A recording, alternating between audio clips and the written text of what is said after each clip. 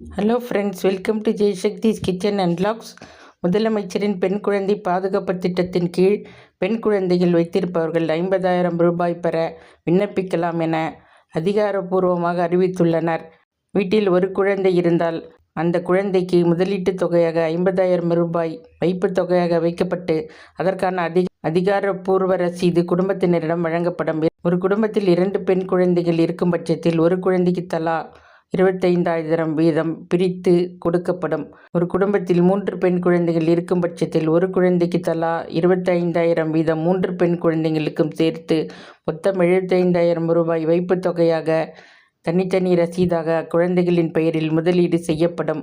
அரசால் பெண் குழந்தைகளின் பெயரில் முதலீடு செய்யப்படும் இந்த வைப்புத் தொகை அக்குழந்தைகள் வளர்ந்து பெரியவர்களாகும் போது அவர்களின் உயர்கல்விக்கோ அல்லது பிற முக்கிய தேவைகளுக்கோ பயன்படும் வகையில் வடிவமைக்கப்பட்டுள்ளது.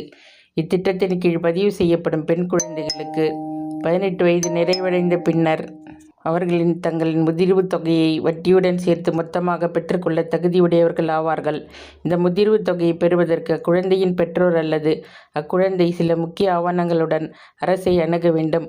அவற்றுள் அரசாங்கத்தால் ஆரம்பத்தில் வழங்கப்பட்ட பெண் குழந்தையின் வைப்புத் தொகை ரசீது நகல், அக்குழந்தையின் கல்வி தகுதியை உறுதிப்படுத்தும் 10ஆம் வகுப்பு மதிப்புச் சான்றிதழ் நகல் மற்றும் முதிர்வுத் தொகை நேரடியாக சென்று சேருவதற்குரிய அக்குழந்தையின் பெயரில் துவங்கப்பட்ட வங்கிக் கணக்கு புத்தக நகல் ஆகியவை மிக முக்கியமானவையாகும்.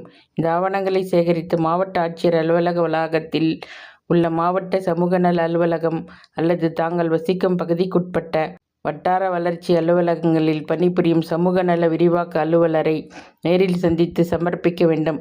அதிகாரிகள் இந்த ஆவணங்களை சரிபார்த்து முதிர்வுத் தொகையை பயனாளிகளின் வங்கிக் கணக்கில் நேரடியாக செலுத்த உரிய நடவடிக்கை எடுப்பார்கள். இதற்கு தேவையான தகுதிகளும் சான்றிதழ்களும் என்னென்ன என்று பார்க்கலாம். முதலமைச்சரின் பெண் குழந்தை பாதுகாப்பு திட்டத்தின் கீழ் பயன்பெற விரும்பும் தகுதியான பொதுமக்கள் தங்களின் அருகாமையில் உள்ள அரசு அங்கீகாரம் பெற்ற இ-சேவை மையங்களின் மூலம் ஆன்லைனில் விண்ணப்பிக்க வேண்டும். விண்ணப்பிக்கும் பொழுது பின்வரும் சான்றிதழ்களின் நகல்களை தவறாமல் இணைக்க வேண்டும். குழந்தையின் பிறப்பு சான்றிதழ். குழந்தையின் வயதை உறுதிப்படுத்த உள்ளாட்சி அமைப்பால் வழங்கப்பட்ட பிறப்பு சான்றிதழ் அவசியம். பெற்றோரின் வயது சான்றிதழ்.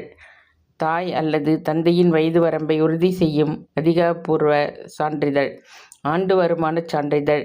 இத்திட்டம் ஏழை எளிய மக்களுக்கு சென்றடைய உறுதி செய்ய குடும்பத்தின் ஆண்டு வருமானம் 1,20,000க்குள் இருப்பதாக வட்டாட்சியரால் வழங்கப்பட்ட வருமான சான்றிதழ் இணைக்கப்பட வேண்டும். குடும்ப கட்டுப்பாடு சான்றிதழ். பெற்றோர் குடும்ப கட்டுப்பாடு செய்து கொண்டதற்கான மருத்துவ சான்றிதழ். ஆண் வாரிசு இன்மை சான்றிதழ். குடும்பத்தில் ஆண் குழந்தைகள் எவரும் இல்லை என்பதை உறுதிப்படுத்தும் சான்றிதழ். இருப்பிட சான்றிதழ் மற்றும் அடையாளச் சான்றுகள்.